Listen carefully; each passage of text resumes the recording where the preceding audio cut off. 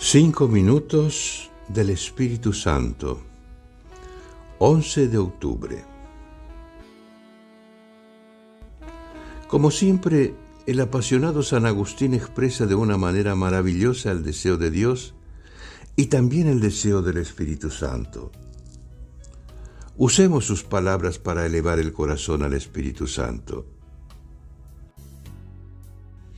Ven, dulce consolador de los que están desolados, refugio en los peligros y protector en la miseria. Ven tú que lavas nuestras manchas y curas nuestras llagas. Ven fuerza del débil, apoyo del que cae.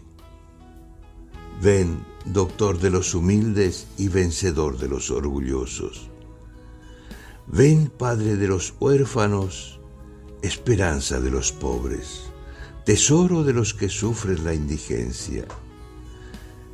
Ven, estrella de los navegantes, puerto seguro de los náufragos. Ven, fuerza de los vivientes y salud de los moribundos. Ven, Espíritu Santo, ten piedad de mí. Hazme sencillo, dócil y fiel.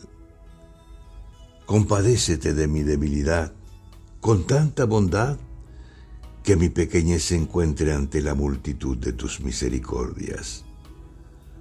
Ven, Espíritu Santo. Amén. Cardenal Víctor Manuel Fernández.